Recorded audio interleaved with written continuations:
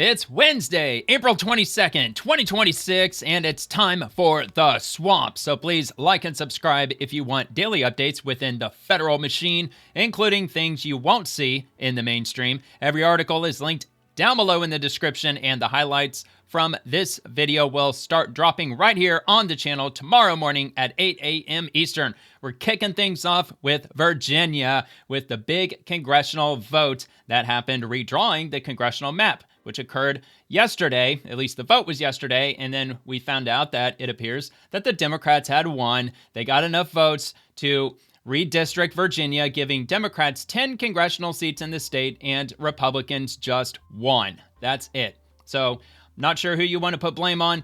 Perhaps not enough Republicans showed up. Maybe that's just the simple answer behind it all. There probably wasn't a whole lot of commercials or advertising, enough Republicans going door to door informing the people of Virginia that there's an extremely important vote that happened today in the middle of a midterm, in the middle of April. Not exactly the time that people would be thinking, or that they would have election season on their mind, or a ballot, or a day that you would go out and vote, but what have you. Anyway, we're going to get into some of this news. This starts from Reuters. Virginia voted to approve a new Democratic drawn congressional map, which is likely to result in Democrats capturing 10 of the state's 11 seats in the House of Representatives in November, up from their current 6-5 advantage, which is a lot more fair because that's about the ratio between Republicans and Democrats in Virginia. It's roughly 5-4. That's about as even Steven as it gets. Democrats have a slight majority over Republicans in terms of registered voters. However, this just completely blows out of the water as far as gerrymandering is concerned. But we have a really big surprise update for you that just dropped a couple hours ago. We're going to get to it in a minute, but first I want to cover what happened yesterday and what we learned throughout the day today. Virginians approved Democratic map targeting 4 Republican congressional seats, and let's see, don't want to play that. I think that I already have that on a different post. I believe we're going to get to Timu Obama, Hakeem Jeffries. So they've got some bullet points here. Election results neutralize Republican redistricting gains in other states. Democrats outspent Republicans with most funds from undisclosed donors. Well, ain't that convenient? Republicans challenge referendum legality. State Supreme Court allows the vote. And Florida may respond with their own redistricting effort, which is due to take place this week, which we're also going to get to in this episode. Both sides use Obama's statements to argue about the referendum. So coming out of Reuters today, Virginia voters, well, yesterday was the vote. Today, this is when the article was posted, at least as far as I know. But anyway, Virginia voters on Tuesday approved, past tense, a new Democratic drawn congressional map that could flip 4 Republican U.S. House seats in November's midterm elections, U.S. media projected, dealing a fresh blow to Republicans' tenuous chances of holding their narrow majority. The special election, was the latest battle in an unprecedented coast-to-coast redistricting fight that began last summer when President Donald Trump successfully urged Texas Republicans to install a new congressional map that took aim at 5 Democratic incumbents. With Tuesday's victory, Democrats have managed to effectively cancel out any Republican gains from Trump's push, although Florida Republicans are set to consider their own redistricting effort next week. I believe it starts this week, but whatever. The outcome adds to Democratic momentum following a string of impressive performances in dozens of elections since Trump took office last year. It also bolsters Democratic Virginia's Governor Abigail Spanberger, who owns a 15-point victory in November, basically the same thing, was widely read as an early warning for Republican prospects this fall and who had campaigned in favor of the measure. The updated district lines are likely to result in Democrats capturing 10 of the state's 11 seats in the U.S. House of Representatives in November, up from their current 6-5 advantage. Democrats need to flip only 3 Republican-held seats nationwide in November to win control of the 435-seat House, which would enable them to investigate the Trump administration and block the president's legislative agenda. Reflecting the stakes, both parties had poured tens of millions of dollars into the Virginia race, with Democrats spending far more than Republicans, as they usually tend to do so. They've got very high dollar donors. It seems as though that they've got what would appear to be the majority of the ultra wealthy, the ultra elites, the extreme rich, the billionaires, the multi-billionaires, probably soon to be trillionaires, the exception of Elon Musk, of course. So anyway, most of the funds have come from so-called dark money political groups. I would say probably, I don't know, Soros. I mean, that kind of comes to mind. Anyway, political groups that are not required to disclose their donors. The main organization backed a ballot measure, Virginians for Fair Elections, raised $64.1 million through April 13th. The latest deadline for campaign finance reporting, more than $38 million came from House Majority Forward, House Democrats, main political nonprofit arm. The leading Republican-led opposition group, similarly named Virginians for Fair Maps, had brought in nearly $20 million as of April the 13th. Okay, so anyway, this goes on a bit longer, but there was quite a surprise that happened. Okay, so this is the video.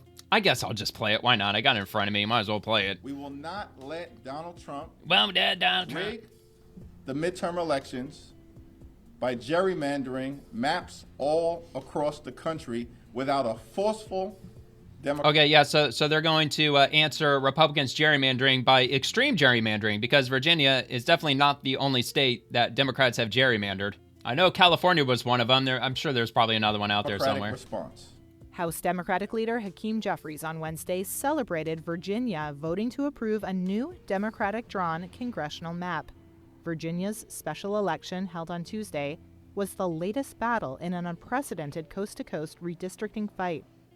The updated district lines are likely to result in Democrats capturing 10 of the state's 11 House seats. Yeah, so if this thing holds, then the only Republican district will be number 9. It's going to be the only one. All of these other districts are all going to be Democrat. And there's, 4 of them? 4 of these remaining districts that are blue are currently red, as far as my understanding goes. In November, up from their current 6-5 advantage. And recall that Democrats only need to flip 3 seats nationally to regain a House majority. So 4 seats is a pretty enormous and potentially pivotal margin. Here's Reuters correspondent Joey Axe. Democrats, with this victory, have basically wiped out any of the gains that Republicans might have realized through the broader redistricting battle that we've been seeing across the country since last summer. Yeah, except for Florida. When President Trump here's the successfully thing.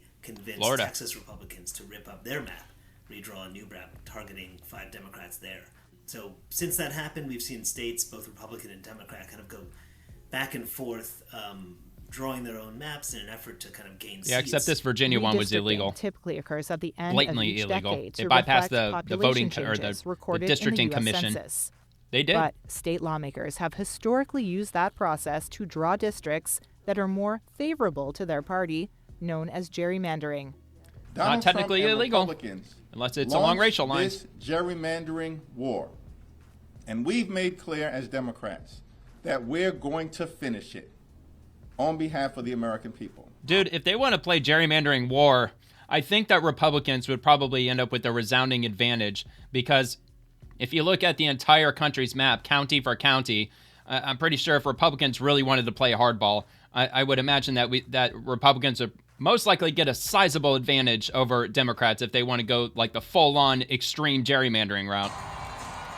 Because geographically, Republicans have a high advantage over that. November's midterms, following a string of election victories since Trump took office last year. But the gerrymandering war, as Jeffries calls it, is far from over. Republican Florida Governor Ron DeSantis has called a special session next week to consider redrawing his state's map, a move that would favor his party. That's my governor. And the U.S. Supreme Court is still weighing a voting rights case that could allow Republicans in southern states to target additional Democratic seats. Uh-oh. Shit is getting heavy. It's getting hot and heavy. But what exactly do Democrats plan on running on? What are they running on that would genuinely make the country a better place? Because all they're running on is stop Trump. TDS, Orange Man bad, Trump must be stopped, we must impeach him. But what exactly do they have to offer that's actually going to make everyday Americans' lives better? Other than, we're going to lower costs, we're going to make insurance cheaper. All these talking points when they've got absolutely nothing that they have to offer in terms of solutions. They have plenty of problems that they can offer up, but they've got no solutions whatsoever, not that I've come across at least. All right, from the New York Times, Virginians approved a new congressional map on Tuesday that would aggressively gerrymander the state in the Democrats' favor. The party now holds 6 of the state's 11 seats in the U.S. House, but the new map could allow the party to win 10 of them. So that's the new map. That's what the new map would look like. And look, the people of Virginia, the majority voted for this to happen. And the state Supreme Court, they have already taken up this case. This has already been in front of the state Supreme Court. And then they decided to allow the vote to happen. And then after the vote happens, then the Supreme Court will decide accordingly if they're going to allow this map to stand or if they're going to throw out this map and allow the original map just to stand firm. But this isn't going to be a redistricting of Virginia permanently. What this law that they passed, this redistricting map that they're passing, would allow this current map to stay in place for 2026, 2028, and 2030. And then after 2030, or up for the 2032 election, then the map that we already have would go back into effect. So I don't understand how the hell they were able to get away with this anyway. And there's judges, there's even some members on the Supreme Court that also would agree with me that they went about it the wrong way, the procedure. Because, like I said, in Virginia, they have this election, or the Congressional Map Commission that is half Democrat, half Republican, and they are the ones that have to approve the congressional map. Well, this time around, the Democrats completely bypassed that entire commission. So, doesn't exactly sound legal now, does it? So, I'm going to link this. I'm not going to open up the New York Times because look, I'll open it, but it's paywalled. So, I'll at least leave a link because I say I always do, and I always do. So let's see. From OSZ, New Virginia Redistrict Congressional Map. The old map, Democrats 6, Republicans 5. New map, Democrats 10, Republicans just 1. Of course, we already got it. Those are the current districts right now. So 5, 9, 6, 1, and 2 held by Republicans currently. And of course, the new map would strip all of them away from Republicans except for 1, District 9.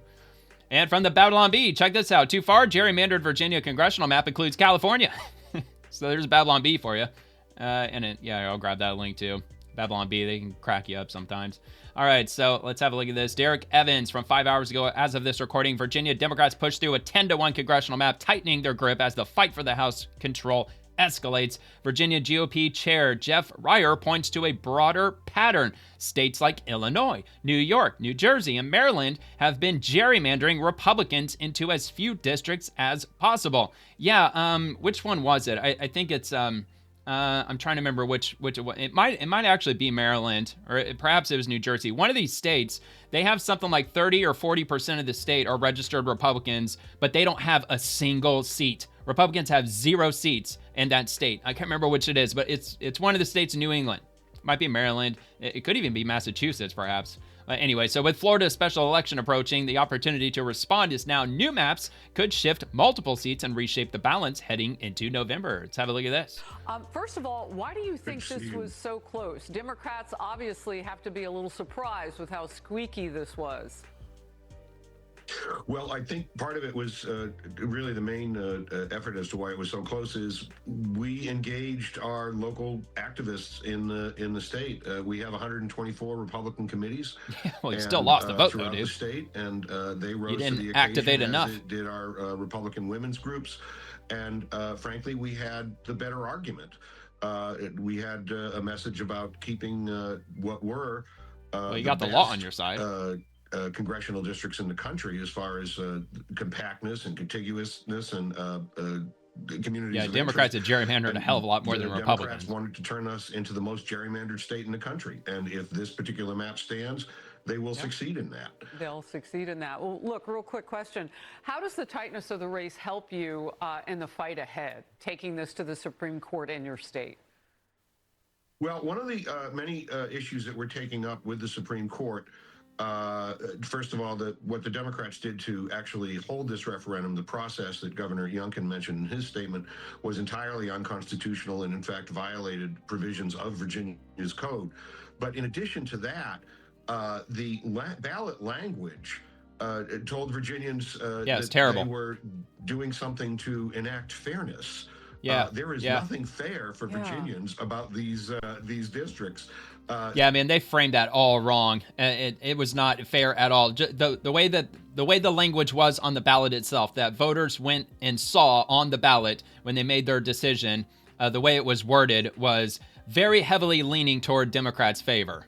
Now, keep in mind, because we've only heard this like 7 times now so far, that Democrats will have 10 congressional districts and Republicans will have just 1. All right. So let's see what the language of this was, or of the ballot that people viewed, that they read when they made their decision whether to allow this to go through or not. The ballot question read as follows: should the Constitution of Virginia be amended to allow the General Assembly to temporarily adopt new congressional districts to restore fairness in the upcoming elections, while ensuring Virginia's standard redistricting process resumes for all future redistricting after the 2030 census? That's it. That's all it said. So all it's asking is just for fairness. Would you like for the election process in Virginia to be fair for the next few years? What do you think? Yes or no? Obviously, most people are going to vote yes because they want fairness. But if they don't understand any of the context behind it, such as Democrats receiving 10 congressional seats against Republicans only getting 1, doesn't exactly sound fair. Between misleading ballot language, a severely gerrymandered map, and a process that they used that was both unconstitutional and violated Virginia law, we believe we have a very strong case before the state Supreme Court. You know, I'm so glad that you brought up the wording on the ballot. Well, the problem is with the state Supreme Court, they have a history of not changing what people voted on. And that was probably part of the point as to why they allowed this vote to happen, because the state Supreme Court almost did not allow this vote to even take place. But I don't know if it was a last minute decision, but they allowed the vote to happen. And they said, look, we're going to allow the vote to go through. We'll allow the people of Virginia to vote, and then we'll make our ruling whether if this was unconstitutional or not. And according to these constitutional experts, these political experts, they believe that the state Supreme Court is not going to strike down what the people voted on, that they're just going to uphold what the vote was, which, of course, was for Democrats to get 10 congressional districts. Because I did get to see it yesterday, and it is confusing to confuse the public that already normally votes in lower numbers as a nation than we would want everybody to. So you had strong turnout for this, but wording on there about fairness that was really hard to decipher. I want to move forward a little bit because we've been showing our viewers, and we're going to do it again today, a national tracking of these redistricting efforts across America, because this is a bigger issue than Virginia overall. Important there, huge for the country. Democrats say it's all about leveling the playing field to counter President Trump and Republicans. But now, with Virginia's map, approved by voters, we'll see where this goes. This would actually give Democrats a 2 to 4 seat advantage ahead of the midterm elections. So they get that in the House. Yeah. 3 other states have yet to vote on redistricting. But look, my question is, how many other states do Democrats have that they can gerrymander? They probably have no other states. Virginia, as far as look, just my opinion, no expert. I just wonder, because most of these blue states, they're extremely gerrymandered in favor of Democrats. They have very little Republican representation. And so in Florida, it could give Republicans a 2 to 3 cent gain. But that Certainly measure could face challenges since Florida's constitution has anti-gerrymandering language. Yeah, what's your reaction to what's playing out across the country? Well, I think what we're really seeing is a lot of states adopting the same kind of process that Illinois and New York and New Jersey and Maryland and a variety of Democratic states have been using for some time, which is to gerrymander Republicans into the fewest possible number of districts. Yeah, I mean, exactly. Up until yesterday, Virginia was not the most gerrymandered state in the country. Illinois was. Maybe that was the state I was Maryland, thinking of. Is not far behind in restricting Republicans to one congressional district. Yeah, I thought Republicans represent at least one district, or is a reaction, something in across Illinois. the board. The Democrats scream about Texas. They never mention the fact that New York tried twice during this decade to redistrict. They were struck down by the courts on the first attempt, and then dissatisfied that they thought there were too many Republicans elected. By the time you got to 2024, they had eviscerated 3 of the seats. That's what they've been doing for some time. So the Democrat hypocrisy on this particular issue is just extraordinary. You know, Jeff, well, it's just stop Trump. Really that's what it's all about. Into a corner. Seize power forever. We talk a lot about getting the voter rolls up and getting party people over country. As the Democrats today. Be participants in this democracy, in this republic, and this tells millions of people across the country that your vote won't be counted because you're going to be shoved into one district, and in your state, if it holds, against 10 I mean, a 10-to-1 advantage for Democrats. Yeah. Good luck in crazy. your fight, and we'll check back as you go forward. Yeah, because there's kind of a little bit more than just 10% of Republican voters registered in the state of Virginia. I read somewhere that it was like in the high 30 percentile, because there's apparently a lot of independents that are in Virginia also. I mean, it's not in like the high 60th percentile of registered Democrats in Virginia. I think it's in like the mid 50s or something like that. So, all right, so we got this from Eric Daugherty, dude. This was just 2 hours ago. Holy crap, after a judge blocks Virginia's Democrat gerrymander map, it has a real chance of being fully struck down in the court system. Make it happen. Quote, Virginia's case is particularly egregious, not simply because of the reasons the judge cited. He said that the proper process for putting on a constitutional amendment vote was not followed, and therefore, the whole thing was out the window. I don't know whether that'll hold up on appeal or not. Virginia's map, this was a state which was 6 Democrats and 5 Republican seats, and people looking at this map that's been put in place, if this is a referendum, holds would be 10-1. Of course, they said they did it to ensure fairness, and that was all those quotes are from Britt Hume. And of course, we've got Good that evening. here in the video.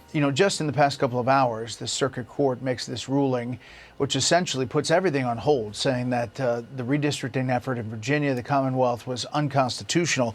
Former Virginia Attorney General Ken Cuccinelli on X said, update on referendum lawsuits. The Tazewell Circuit Court has just ruled the referendum unconstitutional. The judge entered an injunction blocking certification of the election, denied a motion to stay pending appeal. Final order will be entered once drafted, and it will be immediately appealed. The final vote on that referendum, 51 to 48.5. As you look at that and the legal battles that obviously are coming ahead, how do you score it? Look, even with that language on the ballot, it still got, 51.8% of the vote? 51.5% of the vote. Even with that language, that misleading language to restore fairness in our elections, it still came pretty close to failing regardless. How do you score it? Well, we're in a kind of a major conflict between an all-out war on redistricting that is going on in a number of states across the country. Normally, redistricting was done every 10 years when a new census comes out. Right. But Texas and California and other states have acted in between the census being taken, and that has got us on the path we're on now. Virginia's case is particularly egregious, not simply because of the reasons the judge cited. He said that the proper process for putting on a constitutional amendment vote was not followed, and therefore the whole thing was out the window. I don't know whether that'll hold up on appeal or not, but there it is. But Virginia's map, this was a state which was 6 Democrats and 5 Republican seats, and people looking at this map that's been put in place, if this referendum holds, would be 10-1. That's 10-1. And of course, they said in doing it, Brett, that they did it to ensure fairness. I don't think that's anybody's idea of fairness, except maybe the most partisan Democrats. But that's where we are, yeah. And it is a reflection, I think, Brett, of the bitterness of our politics of our time. It's just the way things are. Yeah, it's getting crazy. But in my state, if there's a ballot that comes up for a vote to amend, I believe it's the state constitution, it needs a 60% threshold in order for it to be enacted. Maybe it's not just a constitutional amendment. It may be pretty much anything, I believe, that we vote on.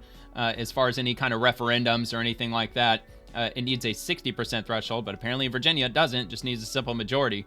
All right, so let's see what else we got. We got a couple more things regarding this. So New York Post, Virginia court pauses implementation of Democrat-drawn congressional map. But at the end of the day, it's going to be the Virginia Supreme Court that's going to end up deciding this. And like I said, historically speaking, they don't generally overturn any election results. So if people voted for something, it's pretty rare for the Virginia Supreme Court to overturn that decision that the people made. In other words, they're probably going to allow this new redistricting plan to stand. But who knows? Maybe they won't. Maybe they will just look at the process, which was blatantly unconstitutional as far as Virginia's constitution is concerned. And they may just decide that, well, the process wasn't legal, so we can't accept the new congressional map. Sorry. You're just going to have to wait for the new the new census to come out if you want to redraw the districts. A Virginia court on Wednesday blocked the state from enacting new congressional districts that could allow Democrats to flip 4 Republican House seats in the 2026 midterm elections. A judge in Tazewell County ruled that the constitutional amendment on redistricting, narrowly approved by voters in a closely watched election Tuesday night, was invalid. And we got the maps. Judge in Tazewell County. Okay, so we got that. The ruling came in response to a lawsuit filed by the Republican National Committee. Virginia Democrat Attorney General Jay Jones said his office would appeal the ruling. Of course they are. They're going to be appealing it immediately. Quote, as I said last night, Virginia voters have spoken, and an activist judge should not have veto power over the people vote, Jones said in a statement. We look forward to defending the outcome of last night's election in court. Well, look, you may have had more ground to stand on if you didn't have the language worded in such a misleading way when people went to vote on the measure. If you just laid out the language and gave it for exactly what it was, do you support Democrats receiving 10 congressional seats and Republicans receiving 1 congressional seat? What's wrong with just putting that on the ballot? Just informing people exactly what it is that they're truly voting on, because that's what they were truly voting on. So, all right, and from Jonathan Turley, we are having quite the night in the courts. Virginia judge just blocked the state from certifying the results of Tuesday's congressional map referendum as unlawful. Judge Jack Hurley Jr. ruled that Democrats did not follow the correct procedure for a constitutional amendment. And we'll see where it goes. Technically, they didn't. They completely bypassed that commission, as I've already said a couple of times at this point. And by bypassing that commission, it's not legal. It's not constitutional. That's what Virginia law says. It says that the lawmakers, the politicians, they can't redistrict Virginia. The governor can't. It has to be this independent commission. Well, it's a partisan commission, but it's 50-50. Half Democrat, half Republican. All right. So from End Wokeness, Texas Republicans take 73% of districts in a state they won by 15%. The media says fascism. Virginia Democrats take 91% of districts in a state they won by just 5%. The media, it's all about democracy. And Laura Loomer says, I didn't see a single Republican ad combating the redistricting in Virginia. Hate to say it, but the GOP totally dropped the ball in Virginia. But we read in Reuters that they spent, $20 million on advertising and campaigning and trying to get the word out in Virginia. So they didn't spend nothing. I mean, they still spent a sizable amount of money. It's just Democrats spend a hell of a lot more money on it. Eric Daugherty, update, Florida has a special election to redraw their congressional map in less than 1 week. And Hakeem Jeffries desperately wants to dissuade Republicans from redrawing. F around and find out. Time for Florida to act and cancel out what Virginia did. Florida is significantly more red than it was when the current map was drawn, as I absolutely believe that to be the case. Make it happen and send a strong map to DeSantis for a signature. Let's have a listen to Team Our Obama. message to Florida Republicans is F around and find out. You sure that's not the Democrats' slogan, too? If they go down the road of a DeSantis dummy mander, the Florida Republicans are going to find themselves in the same situation as Texas Republicans, who are on the run right now. And under no circumstances are Texas Republicans picking up 5 seats. They'll be fortunate if they get 2 or 3. Are you sure about that? While in California, we As are John Cena going might to say. get all 5. The Republicans are dummy mandering their way Democrats are into freaking the out, man. minority before a single They're vote is panicking. cast, because they started this war. Hakeem Jeffries is constantly panicking. He's in perpetual the electoral panic tide mode. is turning in Florida. As Chairwoman Del Bene illustrated, we won the Miami mayor's race in smiles December when he's for the scared. first time It's a in dead almost giveaway. 30 years by 20 points. And now Eileen Higgins is mayor in a city that's 75% Latino, including Cuban Americans and Venezuelan Americans, amongst some of the more conservative members of the Latino community in the nation. But the city of Miami, for the first time in 3 decades, broke heavily in our direction. We flipped the seat in Mar-a-Lago. That's kind of weird. I don't know what happened places. with all that. When It was kind Donald of bizarre Trump to see. endorsed the Republican candidate, Miami-Dade, and they Republicans went red for all Trump in 2024. And we also won a seat in that same special election last month in Central Texas in the Tampa Bay area. The signs are there, which is why there are many Republicans within the congressional delegation who have already publicly said in Florida to their governor and to the White House, it would be a mistake to go into Florida and do a DeSantis dummy mander. We agree, but go ahead and make our day. Well, at least we got Team We Obama's are all blessing. in Florida. And it's Republicans who I are don't know putting about a all that, target dude. on the backs Florida's of gotten their pretty own damn red. members politically. I mean, yeah, okay, you got Miami. Okay. Last And question. I mean, I see up there in the Jacksonville area in Duval County, looks red to me. And it actually did go red when Trump was elected in 2024. That also surprised me. That Jacksonville, like one of the biggest cities in our state, one of the major cities in our state, actually went red. Same with Pinellas County, which is where I live. St. Pete, Clearwater, red for Trump. But anyway, so Nick Soder just in, huge victory. The Ninth Circuit Court of Appeals has blocked Gavin Newsom's law unmasking ICE agents from taking effect, arguing it violates the supremacy clause of the Constitution. We already knew this was going to happen, but it's nice to see it happen, though. Regardless, Newsom's law was meant to intimidate ICE agents from doing their jobs, which it didn't work. Of course it didn't work. I'll be signing a bill, the first in the nation. Can't tell the feds what to do. Saying enough. To ICE, unmask. What are you afraid of? COVID. We're scared of COVID. You don't want to get the coof.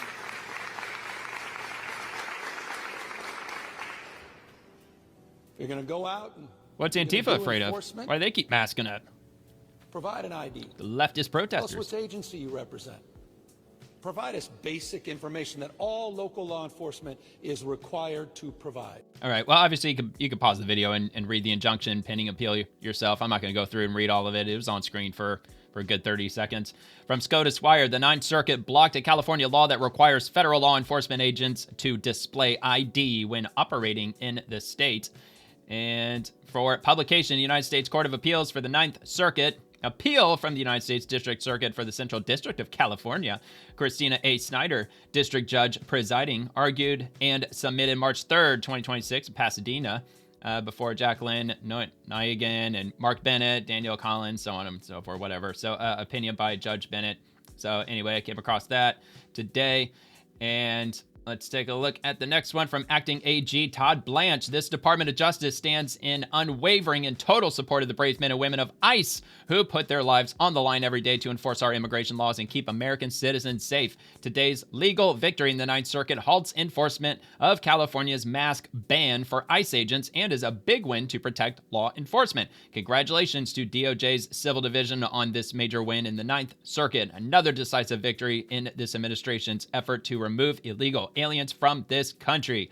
And from Bill Mulligan, breaking the Ninth Circuit Court of Appeals has issued an injunction blocking enforcement of California's new law requiring ICE agents to unmask or visible ID, arguing it violates the Supremacy Clause because it attempts to directly regulate the United States in its performance of governmental functions.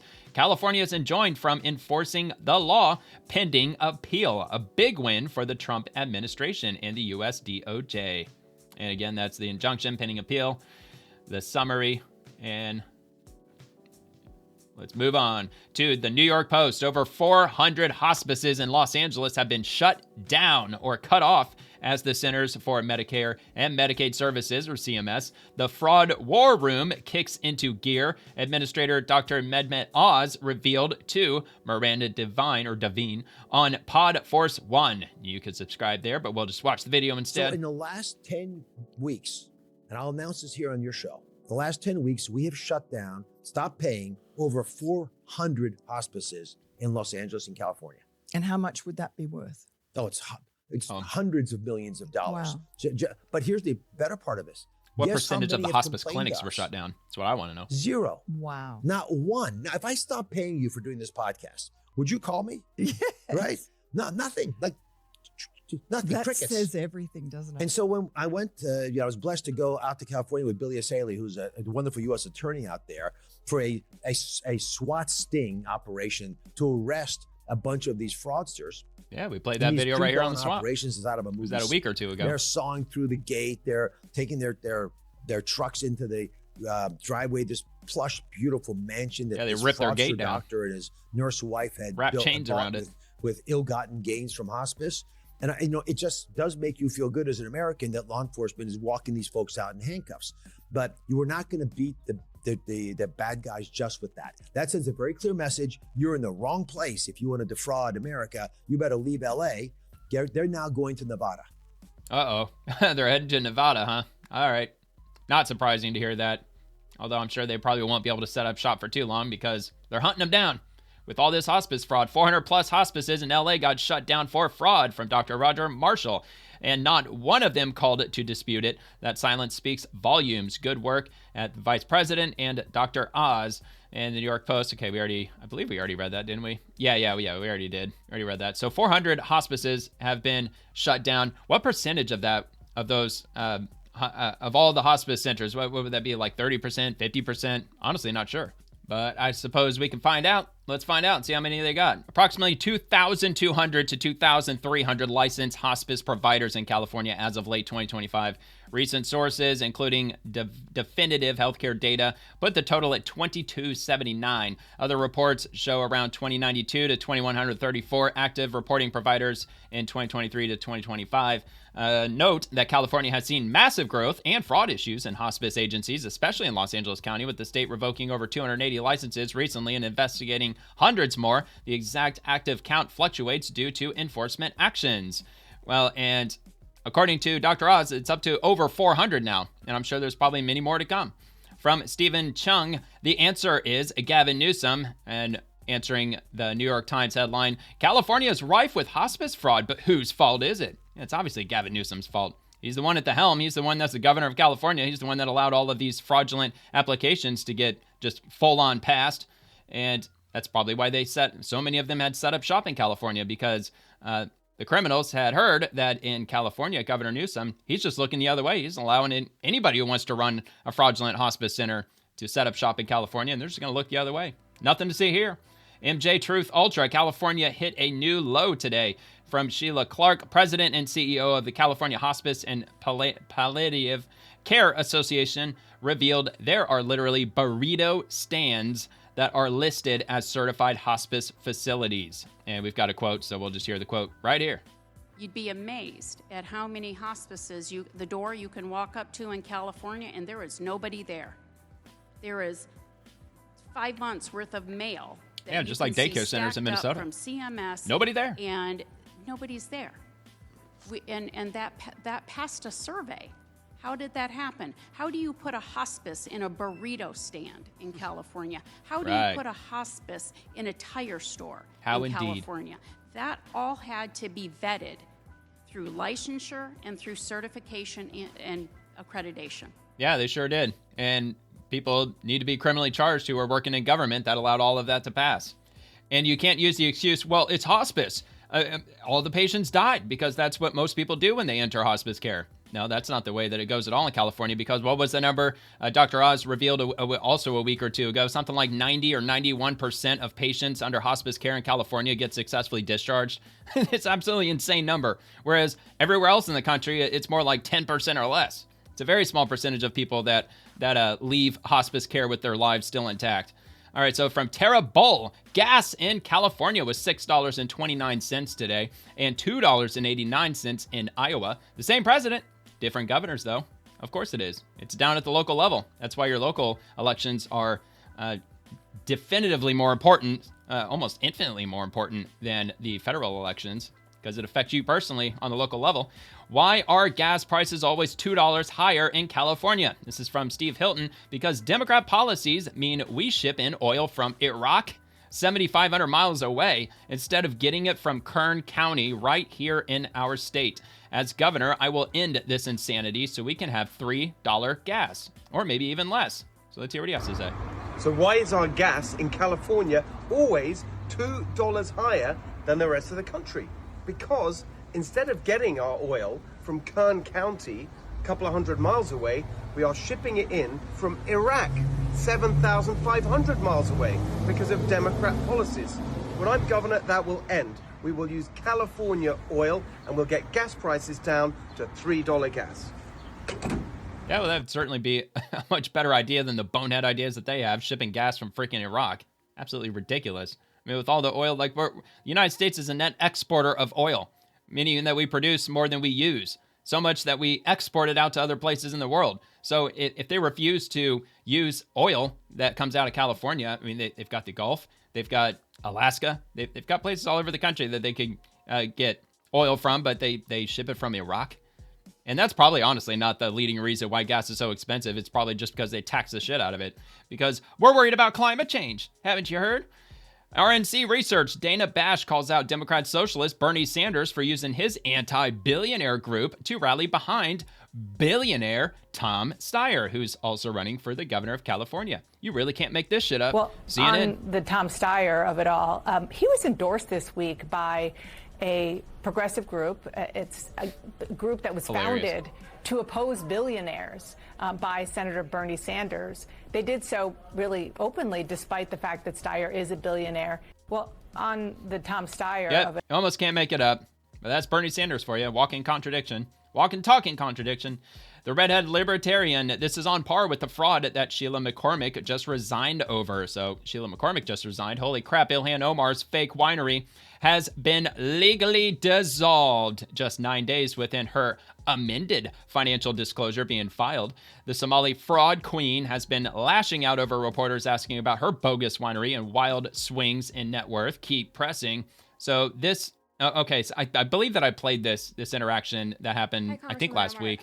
You were just talking about how Trump's economy has failed the American people, but I think the American people really want to know how you went from a negative 65,000 before coming into Congress to over $30 million in just 7 years. My disclosure is public now. Yeah, it is. Evidently, and so it's a lot not. of people now are looking into that and finding S. Crew Winery, a winery At least that it's not doesn't itemized. actually seem to exist. Is that a real winery, or? Do you all actually look at and read things, or do you just ask silly questions? Well, it's listed in the financial disclosure, so can you explain it? Because we have a lot of questions about it, and things just aren't adding up. There's no real phone number. There's no real location. Oh, Why did you want to buy well, that sounds familiar now, doesn't it? Probably It's not very for you, to be Minnesota-esque. honest. Recently stated that the American people should be afraid of the white man. They should be fearful of the white man. Does the winery even exist? Yeah, you're on video saying it. Our country should be more fearful of white men across our country, because they are actually causing most of the deaths within this country. No, I did not. Yes, you. Okay. Again, this is like what I said. You need to prepare yourself, because you can't continue embarrassing yourself like this. So I'm just a liar. What I was quoting was an actual study done by the FBI. Okay. The FBI. All right, thank you, Congresswoman. Oh, off she goes. Off she goes to commit more fraud, allegedly. So, yeah, well, that's probably the third time that I've already played that video. All right, Benny Johnson, we were right. Our video exposing Ilhan Omar's fake winery got 5 million views, 40,000 retweets, 110,000 likes. Now we learned that Ilhan's Winery LLC was dissolved when she made the claim that it was worth $5 million. Total fraud. It must be investigated now. I certainly hope it's investigated. And I believe this is the post that he's talking about that got 5 million views, 4.7 million, 110,000 likes. Good grief, 5.2 thousand comments. So... And let me just double check. When did he post this? Was this? Oh, this is way back in January. This was a while ago. All right. So he says, how did Ilhan Omar make millions from 100% fake winery? Okay. Well, according to Benny Johnson, it's a fake winery. That's what I was wondering. Like, is it even a real winery? Does it even exist in the real world?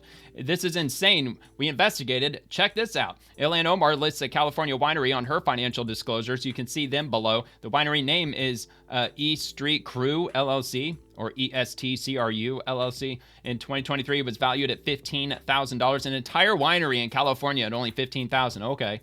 In 2024, it was valued at $5 million. This must be a very successful winery to grow that much in value over just 1 year, except the winery does not even exist. No phone line, no physical winery, social media is dark, barely functional website, and no wine. What is this? It gets worse. Omar's third husband, Tim Minette, has been accused of defrauding investors through his fake winery. He was sued by the investors for millions because it's all fraudulent. This is on brand. Minnesota AG Keith Ellison previously worked with Minette, the same AG who has refused to investigate widespread Somali fraud. How does a non-existent winery jump from $15K to $5 million in just 1 year when the company is a ghost? How can Omar claim this fake company provides her millions in assets? Seems like a cover. Ironically, one of the wine labels they made was literally called the Devil's Lie. The Trump administration and Republicans in Congress must investigate this fraud further. Well, especially when she's blatantly lying to the American people by saying it was the accountant's fault. My accountant made an accounting error. I'm only worth $90,000. Well, actually, she said she's worth as little as $18,000 and as much as $90,000. But apparently, we're just not allowed to go digging into all of it. Libs of TikTok, Somali rep Ilhan Omar just refused to show up for a Minnesota fraud hearing to answer questions about her involvement in the massive Feeding Our Future fraud scheme. She's panicking. Well, of course she didn't show up. Now, you're going to have to like physically drag her in. Or I don't even know if the subpoena would even do anything. But that's what they should have done. They should have subpoenaed her ass. Rep Nancy Mace, after being found guilty of 25 violations by the Ethics Committee and accused of stealing $5 million in FEMA funds, Sheila Sherfilius McCormick has resigned. 3 down, 1 more to go. Third resignation in 2 weeks. There you go. So, yeah, she officially resigned because she's under investigation. Actually, she's under indictment, I think, right? I think they actually indicted her for all that shit. David J. Harris Jr., breaking U.S. nuclear chief Andrew Hugh was escorted out of the Pentagon and placed on administrative leave. Hugh, chief of chemical nuclear surety for the U.S. Army, was caught on undercover video spilling sensitive national security information to a woman he met at a restaurant. The Army has launched an investigation. Well, that sounds like that's got Project Veritas written all over it. Well, even though Project Veritas is, I don't even know, they're probably defunct at this point because they kicked out James O'Keefe. Bunch of freaking savages. Absolutely ridiculous. I'm trying to remember what's it called? O'Keefe. Oh, hell, that's going to bug me. Okay, yeah, that's right. It's called OMG. Oh, my God. But it's O'Keefe Media Group. That's right. Yeah. O'Keefe Media Group. So I went over to James O'Keefe's profile, and looks like I was right because he's got the video right here of Andrew Hugh. And from James O'Keefe himself, this was from yesterday. Breaking news. Top U.S. nuclear chief caught leaking sensitive national security information to stranger. Reveals Army chemist was exposed to U.S. chemical nerve agent. Confirms U.S. strike killed children in Iran. Discloses U.S. plans to kill Iran's new supreme leader. If he, Khamenei, doesn't change his ways, yeah, they're going to kill him. And then there's just more quotes that are in the video. So he's a U.S. chief of chemical nuclear surety, was caught on hidden camera, casually revealing sensitive information to a stranger in a public restaurant. Andrew Hugh, chief of chemical nuclear safety in charge of nuclear and chemical safety, was caught on hidden camera, releasing information regarding the U.S. nuclear information. He claims the U.S. still possesses nerve agents and says a U.S. Army chemist recently died from exposure. He also acknowledges U.S. airstrikes have killed children in Iran, calling it collateral damage, and revealed to the journalist how nuclear launch decisions are made in real time. Hugh described how the United States could assassinate Iran's next leader if he doesn't change, while admitting the U.S. has no plans to use nuclear weapons. We're not going to nuke anybody. Well, of course we're not going to. It's ridiculous. All of this was casually revealed to an undercover journalist in a restaurant. This raises serious questions about this official's judgment, security, and what's really happening behind closed doors. We've reached out to the Pentagon and the U.S. Army for comment, and they are working on a response. Well, not only did they work on a response, they put his ass on administrative leave. Sounds like they're canning him. So this is 14 minutes, 20 seconds. I will go ahead and just repost this. There's a direct link to my profile below in the description. You can click on it. It takes you directly there. You don't have to sign in or anything. You just go straight there and watch it right there. Or you go to James O'Keefe's at James O'Keefe 3, the third, or III. You can check it out over there as well. He's got a pin, so it's at the very top of his profile. That'd probably be the easier way to go about it. So with it being 14 minutes long, it's a bit too long for me to play here. Plus, James O'Keefe, I don't want to play the whole thing. It's probably copyrighted anyway. That would be my assumption. So, all right. I guess we'll see what ends up happening with him. I'm sure at least, probably at a bare minimum, he's going to be fired. But I wouldn't be surprised if he ends up getting criminally charged for what he was doing, leaking secret classified information. FBI Director Kash Patel.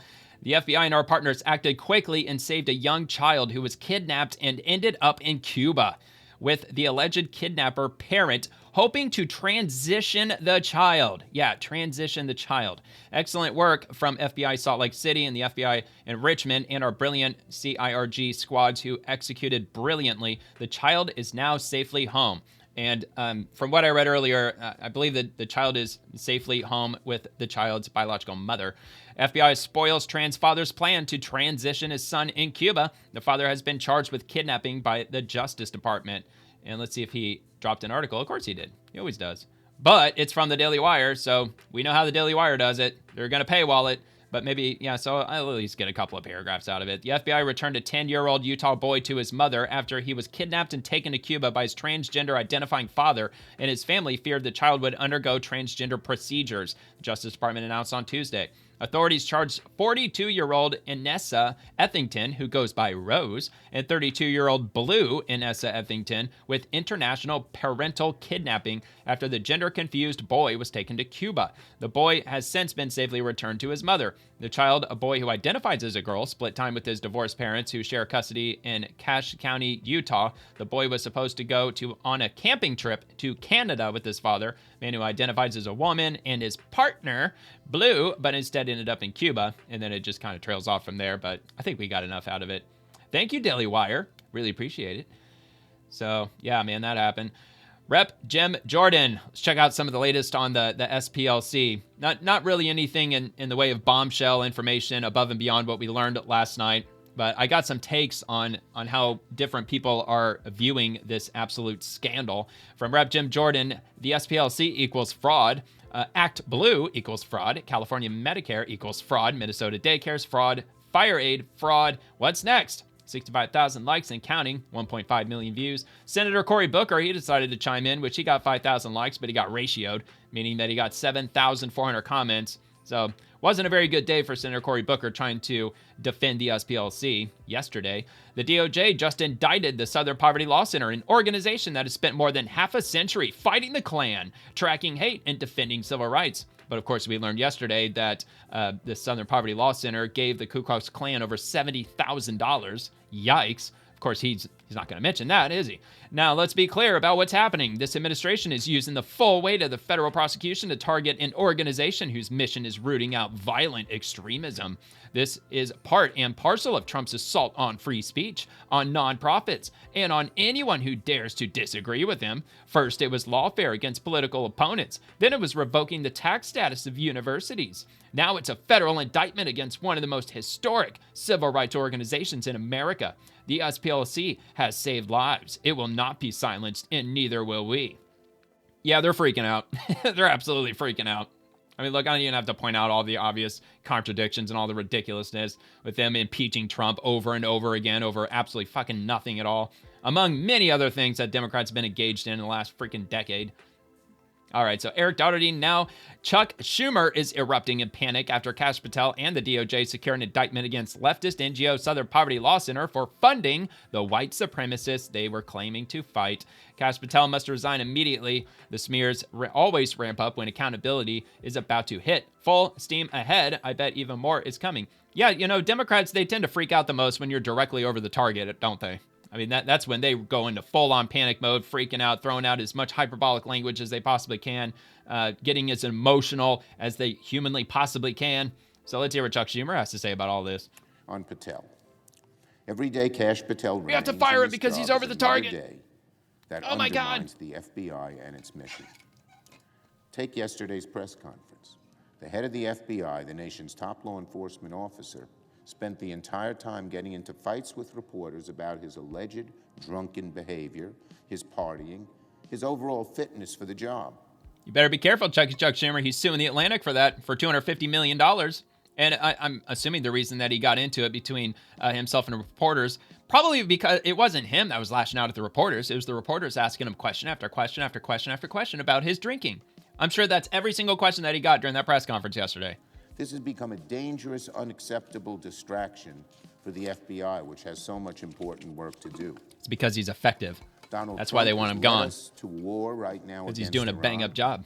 A nation known for sophisticated cyber attacks. Why is Kash Patel not focused on that? Why is Kash Patel not focused on the serious threats facing his country? Why are you focused on opening the border? Stories of misconduct. Why are you focused on tens of millions of illegals and not American citizens? Mission of the FBI. Every day, these questions about Patel, his behavior, his character linger. They weaken confidence in the Why do you suck at leadership of one grilling of the most cheeseburgers? important law enforcement agencies in the world. Kash Patel must resign immediately. He's not a serious person. He has not shown that he has the skills required for the job. And the last few days have shown he does not have the judgment to lead an agency like the FBI. This is what happens when Trump. Well, dude can't even grow fucking cheeseburgers, man. You think Chuck Schumer's fit to be a fucking senator for crying out loud? Can't even grill cheeseburgers. What the hell? There shouldn't be any criteria in choosing. We got to impeach Chuck Schumer. But instead, it seems to be Trump's only criteria, and it puts him in trouble. It puts him in the hot seat, in the frying pan. Yeah, when people lie about him and smear him.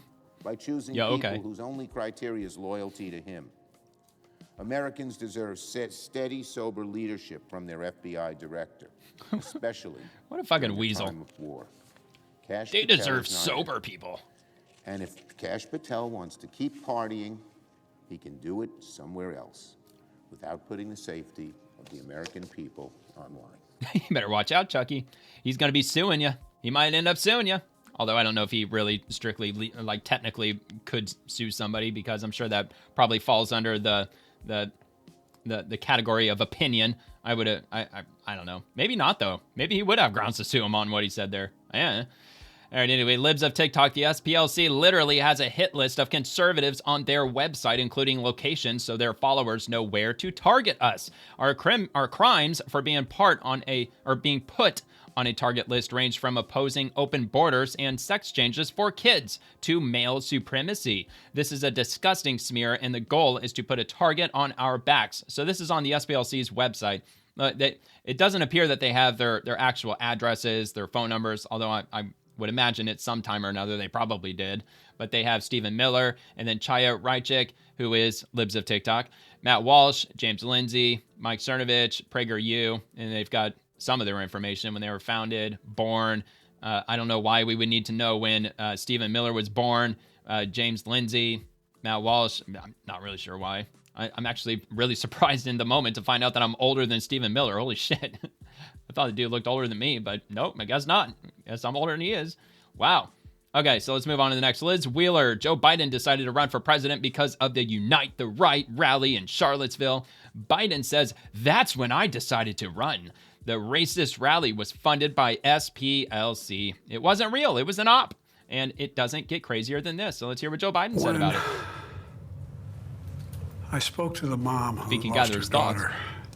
It's a consequence of those neo-Nazis and white supremacists come out of fields in America with torches, carrying my God, Nazi they got torches. banners, singing the same sick anti-Semitic bile that was sung in Those Germany in the 30s. bastards. And when her daughter was killed, the press went to the then President Trump and said, "What do you think?" He said, "They're very fine people on both sides."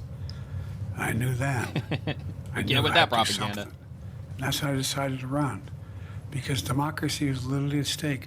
Yeah, Trump And, said you know, that Democrats have very fine people. He he evidenced everything that we thought. You know, January 6th, when attack on the Capitol, talked about now, because he now talks about making sure they're all let out of prison. They're going to pardon them. Think of this. Every other time the Ku Klux Klan got involved, they wore hoods, so they're not They identified. had federal weapons charges against him. Under his Cokehead. presidency, Or crackhead, they came out actually. of those woods with no hoods, knowing they had an ally. That's how I read it. They knew they had an ally in the White House, and he stepped up for them. All right. Well, the propaganda, it extends all across the Democratic Party because, yeah, it does turn out that it appears, I guess we'll find out in court, but it appears that the SPLC funded all this. All of this ridiculousness. Like they were trying to get people to believe that all of these dumbasses that were walking around with these flags, all matching outfits, that they were just like everyday American conservatives. Yeah, right. Give me a fucking break. This is hilarious. So, yeah, this is, I believe this is in Charlottesville, right? Here, hold on. All right, so the conspiracy theorists were right about everything during the Biden regime. The Patriot Front was an SPLC false flag operation.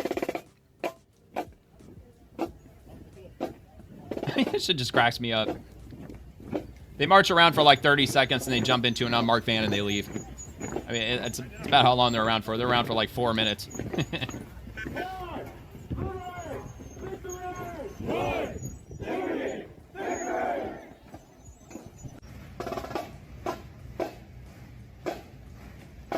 Oh my God, they're wreaking so much havoc. It's so evil. Well, I'm trying to figure out like what exactly they're doing that's evil. They're not beating up people. They're not attacking anybody. They're not firebombing buildings. Well, it's because they're all a bunch of feds or a bunch of bureaucrats that are dressed up as right-wingers, extreme alt-right wingers. All right, so what's next? Tommy Kennett. Kamala Harris falsely accusing Trump of coddling the Charlottesville white supremacist rally exactly 1 month after she was endorsed by the SPLC, the group that planned, organized, and paid for the Charlottesville white supremacist rally. Oh, okay, I know what I was about to say. So there's a video that's out there somewhere that I saw, it's probably about a year ago at this point, and I'm sure it happened more than a year ago. I just came across it at some point. But it was the same group of these guys that were all dressed with these khaki pants and all matching shirts and like the balaclavas, is that what they call them? They had over their face and the sunglasses with those flags. And they all jumped out of this, like what appeared to be an unmarked like U-Haul van. A whole bunch of them jumped out. They grabbed their flags. They marched down the street for about 30 seconds, and they jumped into either the same van that met them down the street, or they jumped into another one, and they just left. The only reason they showed up and they did what they did was to get footage, and then they left. So it was all just like a photo op kind of situation where they could just, disseminate the propaganda accordingly. All right, so anyway, let's take a look at this from Kamala Harris. Let's remember Charlottesville, where there was a mob of people carrying tiki torches, spewing I anti-Semitic didn't see tiki torches, did you? hate. I didn't see tiki torches. And what did the president then at the time say? There were fine people on each side. Let's remember Charlottesville. Oh my God, so violent with those tiki torches. How many buildings did they burn down? I mean, not that even freaking matters. They're a bunch of freaking left-wingers anyway, masquerading as alt-right. From Jack Posobiec, should I start naming the SPLC board members? Yeah, sure, why not? Yeah, start naming the SPLC board members. Southern Poverty Law Center Incorporated Board of Directors, full filing for fiscal year ending October of 2024. I'm not going to read them out, but he does put them up on screen. So this is on Jack Posobiec's profile, and he's got a list of what appears to be board members that work for the SPLC. None of them look familiar to me. I mean, maybe others, if you're...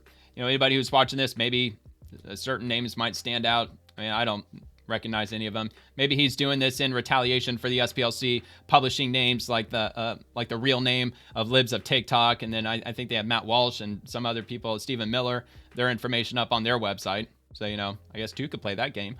The world has gone nuts. Oh yeah, so never mind. That's on the same post. All right, so where was it? Okay, Matt Walsh, SPLC, has a whole section of their website devoted to me, and yet they never offer me any money as part of their scheme. I'm starting to feel a bit offended. So that's the Matt Walsh section related general hate. So that's what they categorized him under. He's just generally hateful. Like what? Why does he hate? Oh yeah, because he put out that What Is a Woman documentary. Oh my God, it was so offensive. The timing was just so offensive. Like, why would he do it in the middle of Pride Month? Actually, I think he released it at the very beginning of Pride Month. He's anti-LGBTQ. Born in 1986, and he's in Nashville.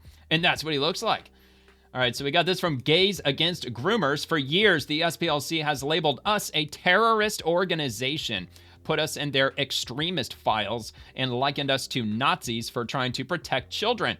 While as the FBI announced today, they simultaneously funded actual Nazi organizations around the country. Because of their slanderous libel, we were banned from over a dozen platforms, including payment processors, PayPal, and Venmo, which we are still unable to use to this day. This begs the question, should we sue their asses off? I mean, I'd say, yeah, go for it, man. I mean, anybody can really sue anybody, but I'm sure they've got plenty of legs to stand on. Read our article from 2024 debunking their defamation about us. I mean, like, this isn't current news, and this isn't really strictly speaking swamp related either, but I'll go ahead and I'll go ahead and put a link in the description rather than going through it. I'm just going to stick on message, but that'll be below if you want to check that out. What else do we got? I got a few other things from the SPLC, or regarding the SPLC rather. This is from Charlie Kirk. Check this out, from February 10th of 2023. Charlie Kirk was absolutely correct. The SPLC is a hate group. Of course, that's just my opinion. I'm sure there's many things that they're hateful toward, or many people, many entities. They don't seem like a very loving group, at least as far as I know about them. All right, Gina Milan says Democrats equal the party of fraud, theft, predators, the KKK, neo-Nazis, and illegal invaders. And then Gina Milan also said George and Amal Clooney donated $1 million to the Southern Poverty Law Center 10 days after the Charlottesville attacks. Ain't that interesting? I wonder if George Clooney knew that the exact organization that you dumped $1 million into gave substantial amounts of money to organizations that were behind Charlottesville. I bet they didn't know about that. George and Amal Clooney donated $1 million to Southern Poverty Law Center. So apparently that happened too. So, hey, at least their money went to very good use. Probably not. I'm sure it's not going to the use that they were hoping it would go toward. The right to bear memes. So this is just a meme I came across. SPLC, hanging up, a background or a banner or what have you. And yeah, there you go. You see it for yourself. Daily Wire, SPLC, and racism.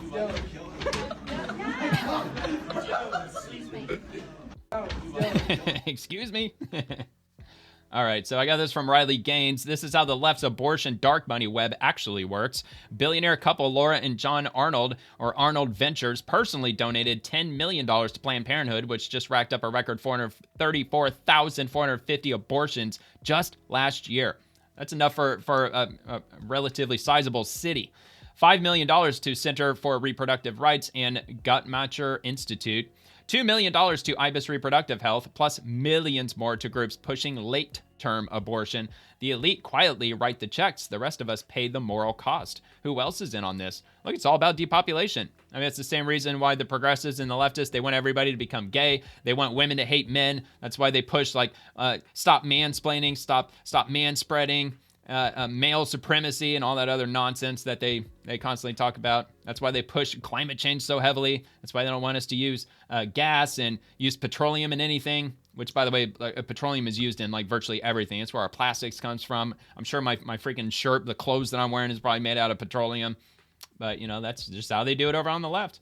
They just want depopulation. I think that's where all the roads lead to. They want that 100 million population around the world so they can have their magical communist utopia. From Laura Loomer, thank you, President Trump. Check this out. This happened in Iran today, or maybe yesterday or last night. It was in the last 24 hours. Those 8 women that were sentenced to death by hanging. And President Trump put Iran on blast for what they were about to do to those women. And President Trump has very good news. I have just been informed that the 8 women protesters who were going to be executed tonight in Iran will no longer be killed. 4 will be released immediately, and 4 will be sentenced to just 1 month in prison. I very much appreciate that Iran and its leaders respect my request as President of the United States and terminated the planned execution. Thank you for your attention to this matter, President Donald J. Trump. Kept it short and sweet.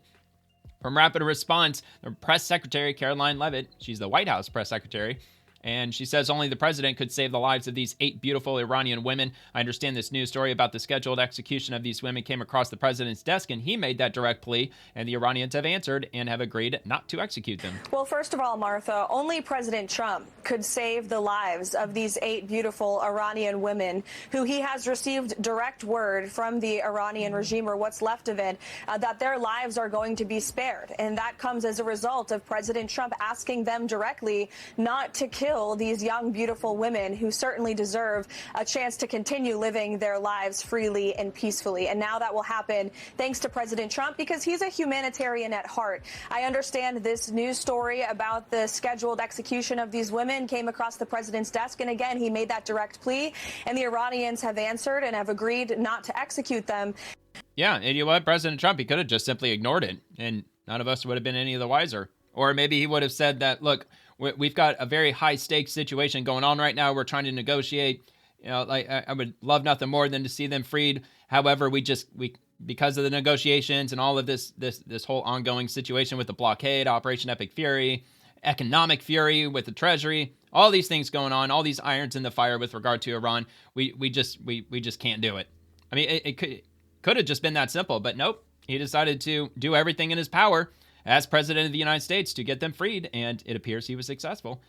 And another one from Press Secretary Caroline Leavitt just continues. As far as the formal negotiations, humanitarian issues are of a great concern to this president, but with respect to the negotiations that are ongoing, he's made his red lines very clear. Iran could never obtain a nuclear bomb weapon to threaten the United States and our allies, and they must turn over the enriched uranium that's in their possession. While it is very far into the ground, thanks to the success of Operation Midnight Hammer, it's important to the president that they hand that enriched uranium over. He's made that quite quite clear to them. And now we're waiting to hear back from the Iranian regime.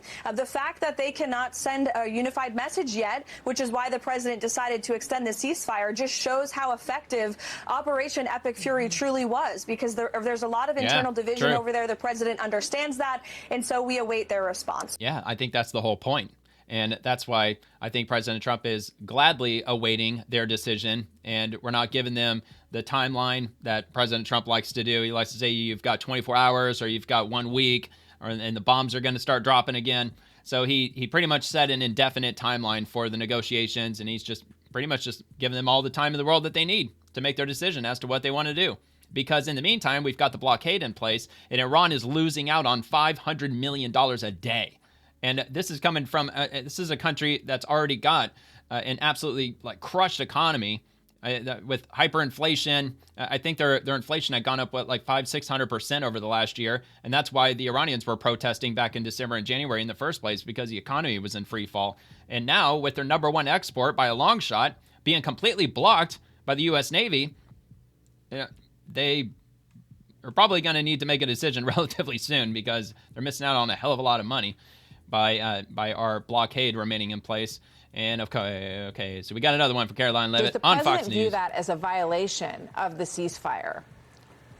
No, because these were not U.S. ships. These were not Israeli ships. These were two international vessels. And for the American media, who is sort of blowing this out of proportion to discredit the president's facts that he has completely obliterated Iran's conventional navy, these two ships were taken by speedy gunboats. Iran has gone from having the most lethal navy in the Middle Somali East pirates to now acting like a bunch of pirates. They don't have control over the strait. This is piracy. I swear I haven't seen this yet. That we are seeing on display. And the naval blockade that the United States has imposed continues to be incredibly effective. And to be clear, the blockade is on ships going to and from Iranian ports. And the point of this is the economic leverage that we maintain over Iran now. While there's a ceasefire with respect to the military and kinetic strikes, Operation Economic Fury continues. And the crux of that is this naval blockade. We are choking their economy. We are strangling their main source of revenue. They can't pay their own people. They're losing $500 million every single day. Karg Island is completely full of oil because they can't transport it to and from. So the president, the reserves are in his hands. They can't the drill any United more States oil right now or maintains pump control over the situation. He has all of the leverage. And again, that's why he's maintained a little bit of flexibility with the extension of the ceasefire as we await a unified response from the Iranians to the president's very clear proposal. Well, and I don't know how true it is. Apparently, a lot of the members of the Iranian military, the IRGC, they're not getting their paychecks, or they've missed their paycheck, or the check bounced, or whatever the hell it was. Supposedly, there's a lot of members in the IRGC that are getting relatively enraged because their money is not showing up. All right, and that would probably be why, because they simply have no money. And press secretary on Iran, so it looks like she's speaking to members of the media outside of the White House. So we'll see what she says here. Let's level set on where we are. As you all saw yesterday, President Trump announced an extension of the ceasefire. He's maintaining and generously offering a bit of flexibility to a regime who has been completely tarnished because of Operation Epic Fury. There's obviously a lot of internal division. This is a battle between the pragmatists and the hardliners in Iran right now, and the president wants a unified response. And so as we await that response, there's a ceasefire with the military and kinetic strikes, but Operation Economic Fury continues, and the effective and successful naval blockade continues as well of ships and vessels that are moving to and from Iranian ports. We are completely strangling their economy through this blockade. They're losing $500 million a day. The Karg Island is completely full. They can't move oil in and out. They can't even pay their own people as a result of this economic leverage that President Trump has inflicted over them. So he's satisfied with that as we await their response, and we will see. The president has not set a firm deadline to receive an Iranian proposal, unlike some of the reporting I've seen today. Ultimately, the timeline will be dictated by the commander-in-chief and the president of the United States. Well, that's how you do it. That's how you get it done. Set up the blockade. You implement a complete chokehold on their economy and just wait for their decision. And we've got another one. You guys all see a lot of different messaging coming out of Iran, a lot of different rhetoric and language. Yeah, a lot of fake news I would from the caution American you to media. take anything that they say at face value. What we've seen is that what they say publicly is much different than what they concede to the United States and our negotiating team privately. I've said that repeatedly to all of you in the news media, and you should take our word for it. All right, and we got one more. Obviously, there's a lot of internal fraction and internal division, which again just proves the effectiveness of Operation Epic Fury in the first place. Their regime and many of its leaders for nearly 5 decades have been wiped off of the face of planet Earth. So again, the president's offering them a little bit of flexibility because we want to see a unified proposal to the president's very strong proposal, and he's made his red lines very clear. Again, the United States maintains control over this situation, leverage over the Iranian regime. Not only have they been significantly weakened and obliterated militarily, but they are losing economically and financially every single moment that passes with this blockade. So the president is going to continue to lead the free world, to run the United States of America as we await the Iranian response. Yeah, ball's in their court. I don't know how long it's going to take, but I have a feeling it's not going to take all that long, probably just a matter of days. And Press Secretary Caroline Leavitt, the legacy media is doing PR for the Iranian regime again. The truth is that under President Trump's leadership, the U.S. military decimated the Iranian regime's capabilities in just 38 days. Iran's defense industrial base was almost completely destroyed. Iran's ability to build and stockpile ballistic missiles and long-range drones has been set back by years. The vast majority of Iran's ballistic missiles, launcher vehicles, and long-range attack drones were destroyed. The Iranian Navy was annihilated with more than 150 of their ships sunk, and Iran's air forces are functionally and operationally irrelevant now. And she's responding to Jennifer Jacobs. New, Iran still has more military capacity than Trump administration's admitting publicly, sources told CBS News. And they share an article from CBS News. And apparently, according to the White House press secretary, it's a fake news article. The Islamic Republic of Iran maintains more military capabilities than the White House or Pentagon has publicly admitted, according to multiple U.S. officials with knowledge or intelligence on the matter. Of course, they're not going to tell us who. They're just going to say anonymous sources, because the fake news media or the mainstream media, they know a whole lot more than actual U.S. officials know, apparently. About half of Iran's stockpile of ballistic missiles and its associated launch systems were still intact as of the start of the ceasefire in early April. 3 of the officials told CBS News. And how many targets did we obliterate? I think it was over 13,000 targets that we have obliterated. Strategic targets, strategic military targets that the U.S. military had destroyed. And that's just the U.S. military. That doesn't even include Israel. Israel probably blew up probably the same amount, if not even more. So we're talking, 30,000 targets in total that we've taken out. So I wouldn't think that they would have a hell of a lot less, or a hell of a lot more equipment remaining, if any. I mean, I'm sure they've probably got some here and there that we probably missed. I mean, look, we were still bombing the hell out of them until we suddenly stopped. So I'm sure we didn't get every single target. Roughly 60% of the naval arm of the Islamic Revolutionary Guard Corps is still in existence, the officials said, including fast attack speedboats. Yeah, dude. So, yeah, if you want to include all those like little bitty speedboats, those little skiffs that they have with probably outboard motors, and yeah, if you include those, then yeah, maybe they still have 60% of their navy remaining. But when it comes to like the ones that actually pose a real threat, those are gone, man. They're all gone. All they got are these like little bitty speedboats. On Wednesday, Iranian gunboats attacked several commercial ships in the Strait of Hormuz shortly after President Trump announced he was unilaterally extending a ceasefire to allow more time for peace talks. Iranian air power has been significantly degraded, but not erased, though. I mean, it may have been 99% wiped out, but that doesn't mean it's been wiped out. It means they're still there. So that doesn't mean that they're gone. Just because 99% is gone doesn't mean it's gone, says the officials, who requested anonymity from CBS News because they were not authorized to discuss the matters publicly. Yeah, okay. So why the hell are they talking to you then? That's why I don't believe these people. I don't believe anybody told them any of this. I think they fabricated all of this. About 2/3 of Iran's air force is still believed to be operational, the officials said, after an intensive U.S. and Israeli campaign that struck thousands of targets, including storage and production facilities. Previously, the President and Defense Secretary Pete Hegseth have described the U.S. effort, called Operation Epic Fury, as essentially destroying Iran's military capacity, which again, the left-wing media, they refuse to call him the Secretary of War, even though that's his official title now because it's been officially changed, but they just can't do it because Trump, orange man bad. We've taken out their Navy. We've taken out their Air Force. We've taken out their leaders, Mr. Trump said Tuesday. course, they don't want to call him President Trump. The defense secretary has gone further in his public statement, saying Operation Epic Fury was a historic and overwhelming victory on the battlefield, a capital V military victory. Hegseth said at a Pentagon press briefing on April the 8th, shortly after Mr. Trump declared a ceasefire with Iran. Of course, I played that video here on The Swamp. He added, by any measure, Epic Fury decimated Iran's military and rendered it combat ineffective for years to come. Battle damage assessments show that the joint operation has destroyed much of Iran's conventional navy, according to a U.S. official who sought anonymity to share confidential details with CBS News. I mean, is that even legal? Are they even illegally? No, I'm sure that it's not legal, this information that they're sharing.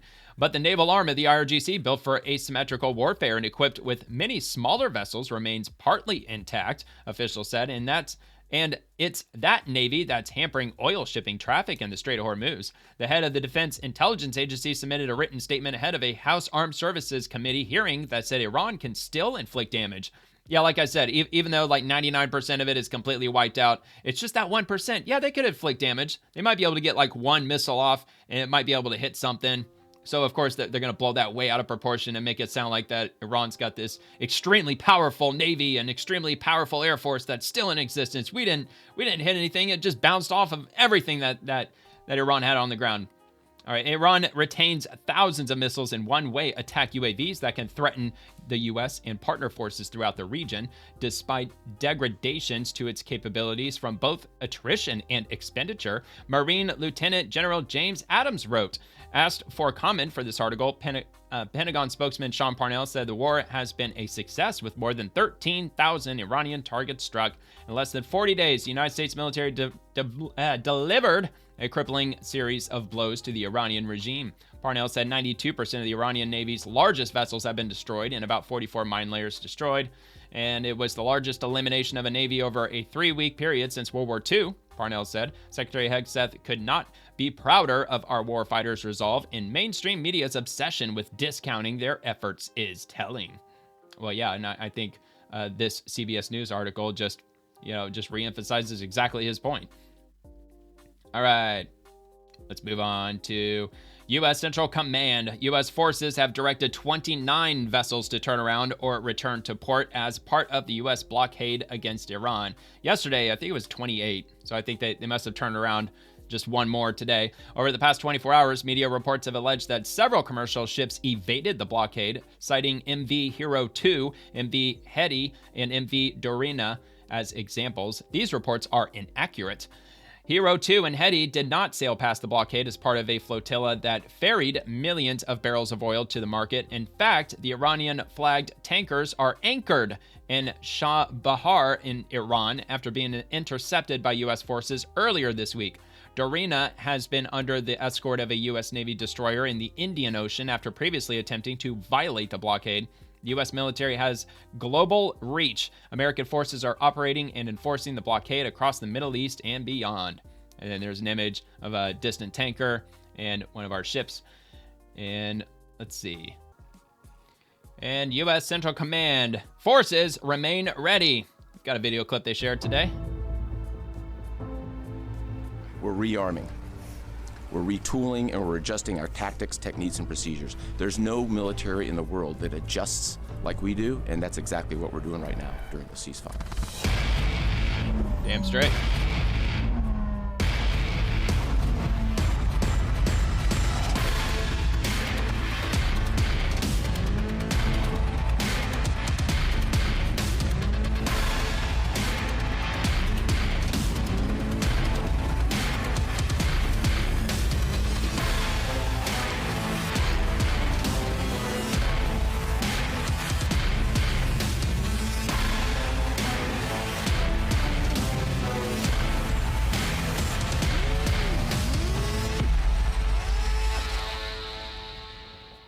Man, dude, they really put together some badass videos.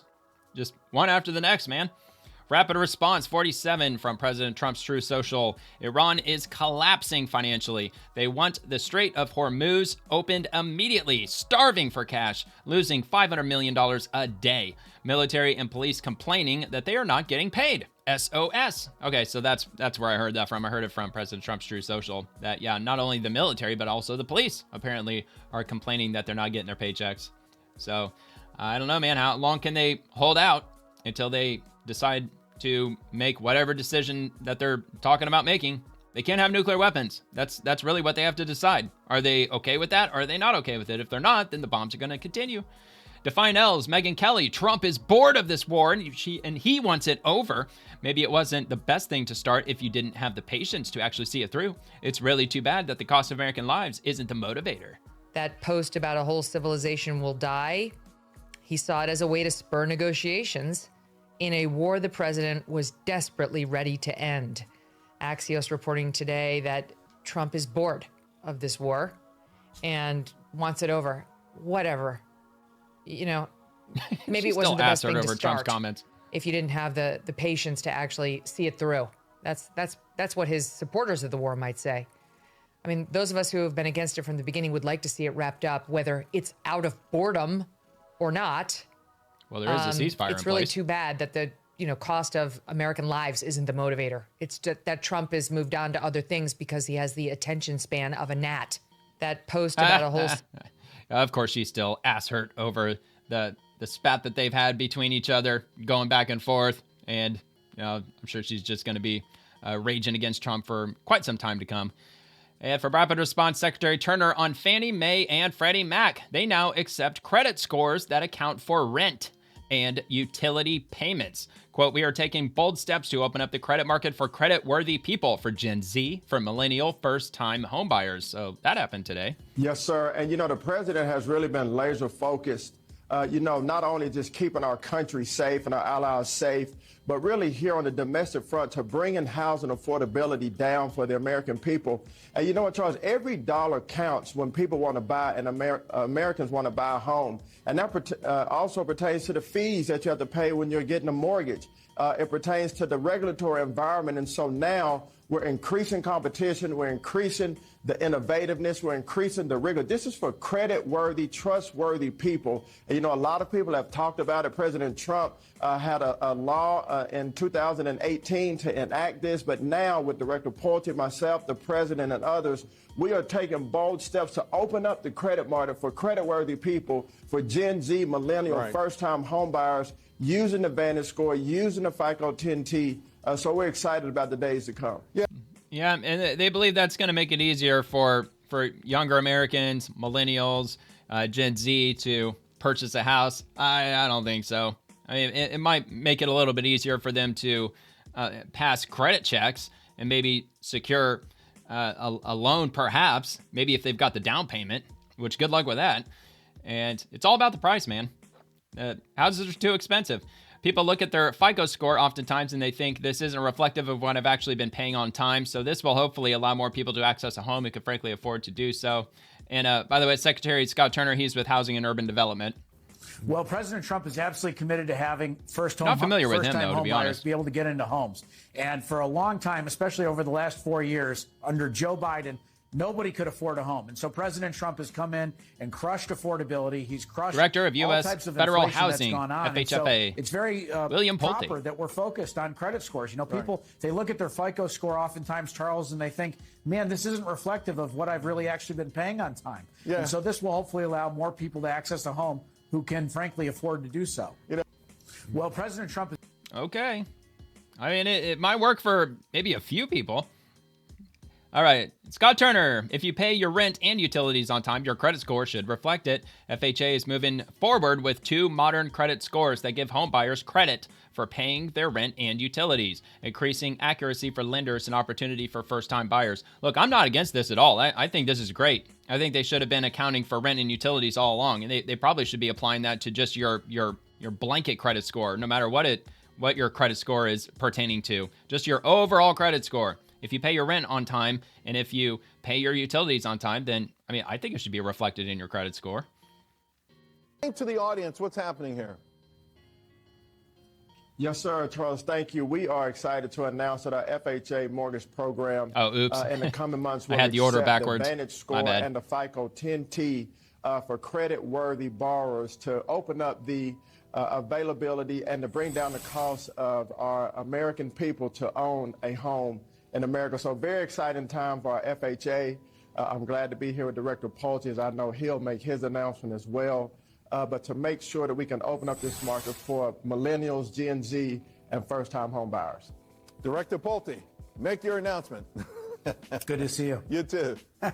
No, look, we want to be able to let people have their rental history and their utility history count towards being able to get a home. You know, in Joe Biden's America, nobody could afford a home. You know, the average price of a first home. Well, dude, they sure as hell can't afford one now either. Is way too high.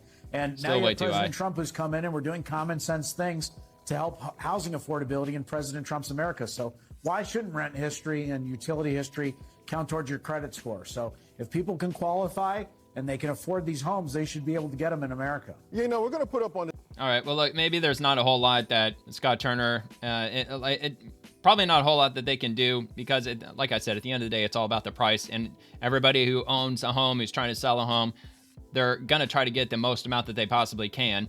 And since the cost of housing, at least in the state that I live in, it's practically doubled in housing values over the last 5-6 years. It's almost impossible. It's almost impossible. It's like 85% of people, they can't afford the average priced house. You have to be making over $100,000 a year to afford the average priced house in America today. It's like $115,000. That's what your household income has to be for you to qualify for the average priced house in America today. And Scott Turner also says this: the Trump administration has taken bold action to expand access to the American dream of home ownership. Today's announcement is a meaningful step toward that end, particularly for creditworthy borrowers who may have been overlooked under older systems. Department of Housing and Urban Development today, Secretary Turner announced that the Federal Housing Administration will permit the use of Vantage Score 4.0 and FICO 10T as eligible credit scoring models for FHA-insured mortgage underwriting. This historic move is intended to lower costs for the American people after years of rising prices under the status quo credit score system. It might lower it marginally, maybe might give them a little bit of extra breathing room with the interest rate. It's still not going to lower the bottom line price of the house. So looks like we got something here too. Connor Hansen Housing is at announcement. Hutton headquarters here in Washington, D.C. with the news. Hey, Connor. Hi, John. Scott Turner and Bill Pulte just wrapped up a news conference a few minutes ago announcing new types of credit scores lenders will be able to use when people go and apply for a mortgage. They say this will save money, especially for those first-time home buyers.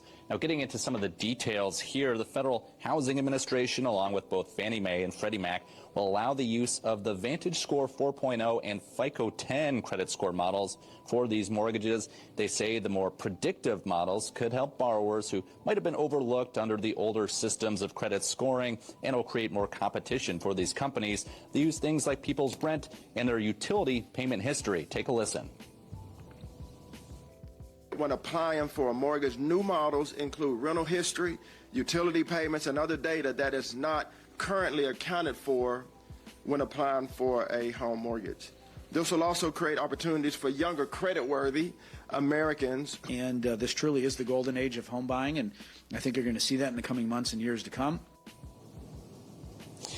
They say so far Freddie Mac has done $10 million worth of these loans already. The administration says this will impact millions of Americans, and it comes as affordability is top of mind for voters ahead of the midterms. A bipartisan housing bill backed by President Trump with other measures to help making homes more affordable has been sitting in the House after passing the Senate with overwhelming support. Today, Secretary Turner called on the House and Senate to come together and get that done. Now, this will likely come as a welcome update in the housing market. Just last month, it was the lowest numbers for existing home sales just a little. in 9 months. That's ahead of the busy spring selling season. Well, and Trump has already made his position clear that he doesn't want the cost of houses themselves to come down at all. He wants all Americans who are homeowners to retain the value of their home. I believe that's how he put it. So he's not interested in any way in trying to get the cost of houses down, the value of houses down, which that's exactly what needs to happen. Because after you factor in inflation, I heard this just earlier today, that when you factor inflation, the amount of income that Americans have earned over the last 6 years it's only gone up by 1%. But the average house or the average cost of housing across the country has gone up something like 25% on average. Of course, depending on what region you're in, it's substantially more than that. I think where I live, it's like damn near 100% that it's gone up over the last 6 years or so. But yeah, after you account for inflation, it's only like 1%. Like that's about the amount of income that the average Americans have earned above and beyond what we were making about 5 or 6 years ago. So definitely worlds apart in terms of where housing is right now and Americans' take-home income over a period of time. It's only getting worse. It's not getting better.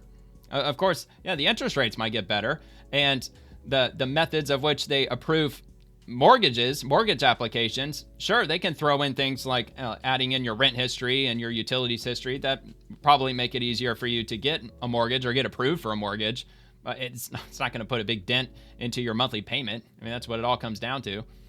All right, Homeland Security. 7 of the top 10 safest cities in the country cooperate with ICE. National security isn't a red or blue issue. Sanctuary politicians must stop putting criminal illegal aliens ahead of American citizens and cooperate with ICE to keep our nation safe. Crying out loud. Bamberger, like you said, on her first day in office, she signed an executive order not to allow state law enforcement to work with ICE. Under the previous governor, you actually saw state troopers go on missions with ICE agents doing field enforcement. We don't see that anymore.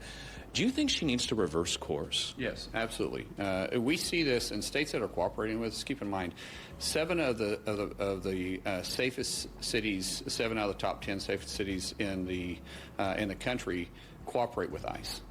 I use Oklahoma for example. Oklahoma cooperates every day with ICE enforcement. We're not having these issues on the streets in Oklahoma City or the streets in Tulsa. We want to have Same with Florida. Good partnerships. It's not a problem here. But I mean, when you have the governor on day one sign an executive order that does away with the 287G program that allows us to cooperate with local law enforcement and enforce immigration laws and get the worst of the worst off the streets, we want to do that. We want to cooperate with you. We want to have a good working relationship. When I got sworn in, I made it very clear. I'm not looking at a red state or a blue state any different. But I have a job, and it's to protect the homeland as a whole. And I take that job very serious. Well, and the largest federal law enforcement operation in the history of the state of Florida happened last fall, where they apprehended tens of thousands of illegal immigrants across the state. I didn't even know it was happening. Had no clue. They might have been talking about it on local news, but obviously on a daily basis, I follow what's going on in D.C. However, I didn't have a clue it was going on. But if it were in a blue state and they were trying to execute such a large operation, they'd be blaring it on megaphones all over the place, trying to gather up the entire crew, everybody, all the leftists, come on down. Let's protest. Let's riot. Let's, get down to business and get crazy. But yeah, you don't see that in red states. You don't see that happening in conservative-leaning states. No, you just see full cooperation because they're not supposed to be here, and that's why President Trump was elected. He was elected because that's what the American people want. The majority want mass deportations at the end of the day. Pat Adams, the parents of Sheridan Gorman, spoke out after their daughter was killed by a Venezuelan illegal alien who was let in by the Biden administration and shielded from deportation by sanctuary policy. See, here we go. There's definitely policies that contributed to this happening, and we can't save Sheridan, but we can't just not do anything. I don't care what side of the aisle politically people are on, or you're right in the middle like us. This can't happen. We've got to make changes. We all should be able to agree about the safety of our kids. You have demanded a clear and honest accounting of what went wrong. You said we're not interested in rhetoric, we're asking for accountability. What would that look like, that accountability? I don't think we know yet. We don't know. We just know that there's definitely policies that contributed to this happening. And we can't save Sheridan, but we can't just not do anything. Well, and look, maybe to be fair, they just don't keep track of daily political affairs. Maybe they really don't know what it is that needs to be done. But what needs to be done is that they need to get deported. All of these criminal, illegal aliens, they got to be deported. It's just that simple. Really, frankly, anybody who entered the country illegally needs to get deported. But I get it. They want to get the worst of the worst first and get them out, and then they can start working on everybody else. But that's really what needs to happen. They got to get rid of sanctuary state, sanctuary city policies. It's ridiculous. When they commit heinous crimes, horrific crimes, and then these people in charge in these blue states and blue cities, they just let them out. And then they commit more crimes. They go back to jail and then they let them out again, often without any bail. No bail. Yeah, you're free to go. And no, we're not going to contact ICE. You're good. Now, don't do that again, which they'll tell them over and over and over again. All right, CBS News. During the Biden administration, CBS News saw hundreds of migrants cross into the U.S. illegally near the Texas border city of Eagle Pass. Today, CBS News' Camilo Montoya Galvez returned to the same location and found a very different situation. Not a single migrant. Fancy that. The U.S.-Mexico border near Eagle Pass, Texas. You can see Mexico just a few yards away across the Rio Grande. And this is what it looked like in December of 2023 under the Biden administration. Behind me is a makeshift staging ground where hundreds of migrants from Latin America have been sleeping and waiting to be processed by overtaxed Border Patrol agents here in Eagle Pass, Texas. At that time, we saw hundreds of people, including families with young children and babies, cross into the U.S. illegally in large numbers. Some of them had to get past the Rio Grande, get past the razor wire. In fact, some of them, we saw ourselves cut themselves in the process of entering the country illegally. But during this entire trip, we have not seen a single migrant. And the fire chief of Eagle Pass told us that during the Biden administration, at the peak of the border crisis, his team was responding to about 3 reports of migrants drowning every single day. Now they're responding to one drowning on their hands every 3 months. So the situation here has changed dramatically. Well, you know, if the Democrats fully had their way, if they were given unlimited amounts of power, they would just build bridges. They build bridge after bridge after bridge across the Rio Grande, so they wouldn't have to worry about dealing with any drownings of any kind. Just let them all just walk right in. Matthew Tragesser, honored to announce my new role in the Trump administration as Deputy Director of Public Affairs at the Justice Department. It is a privilege to serve under the leadership of the President and AG Todd Blanche, acting AG. It's not Deputy AG, right? Yeah, acting AG Todd Blanche. Okay. Yeah, anyway, whatever. So as we work to combat fraud, dismantle cartels and transnational criminal organizations, strengthen immigration enforcement, and uphold the rule of law for the American people, grateful to my wife, family, colleagues, and all those dedicated to this important mission. Onward. So he just received his new role at the Department of Justice. That was in the news today. And from Eric, wow, Senator Mike Lee just went to war. A Republican senator wants Mike Lee to stop pushing the Save America Act. He anonymously told this to Punchbowl News. Of course he told him anonymously. Lee is going off. I'm going to work twice as hard just because you said that, whoever you are. Supposedly, okay, so these are all quotes that we'll just see in the video, or we'll hear in the video. Supposedly, one of my colleagues called the effort to pass the Save America Act in the Senate a charade.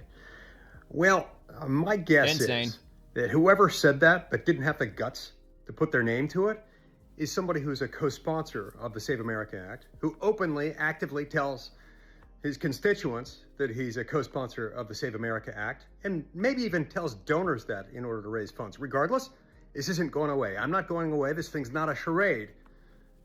And I'm doubling down on this. I'm going to work twice as hard just because it's extremely important. That, whoever you are. And look, I don't know, maybe a lot of people, they're holding out a lot of hope. They're very hopeful that this thing ends up getting passed. I somehow doubt it's going to get passed. But I'm also really holding out hope that it does. I'm not giving up the belief that it may end up getting passed sometime between now and Election Day. I just don't think it's going to happen, to be honest with you. Speaker Mike Johnson, we are all deeply saddened by the news of Rep. David Scott's passing. For more than 2 decades, David faithfully served the people of Georgia's 13th congressional district and spent the majority of his life in service to others. We are lifting up David's wife, Alfreda, his 2 daughters, and his grandchildren in prayer as they mourn. So, lost a member of Congress, passed away, and Speaker Mike Johnson sending out his condolences. Keeping him and his family in your thoughts and prayers, of course.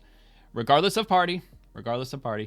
Secretary Brooke Rollins, no lab-grown meat will ever have the product of USA label. And we've got this quick 10-second clip. Secretary Rollins, do you believe any ultra-processed, lab-grown products should ever receive the product of the USA label? Absolutely not. Hell no. Secretary Rollins, do you believe... All right, yeah, I could not agree more. That's ridiculous. All right, Mark W. Smith, Hashtag 2A Scholar. Breaking, the Trump DOJ opens 2A unit hiring to those living outside the D.C. swamp. I think that's a good thing. Quote, by letting Second Amendment rights section attorneys work from their local U.S. attorneys' offices, DOJ has quietly removed the single largest structural filter, keeping red state talent out of federal civil rights work. Professor Mark W. Smith, 4 Boxes Diner host, at the 2026 NRA annual meetings in Houston, the Department of Justice confirmed a personnel reform that sounds administrative but is actually structural. Attorneys hired into the new Second Amendment rights unit will be permitted to work out of their local U.S. attorneys' offices rather than relocate to Washington, D.C. The change eliminates a major hurdle that has made it harder to hire attorneys sympathetic to President Trump's agenda, including pro-Second Amendment lawyers. The announcement, Associate Attorney General Harmeet Dillon described the new policy during a presentation at the 155th NRA annual meetings held April 16th through 19th in Houston, Texas. Dillon, who leads the Civil Rights Division, signaled that the new Second Amendment rights section, launched December 4th, 2025, and currently led by Acting Chief Andrew Darlington, would recruit nationally and allow remote work through the federal U.S. Attorney Office network.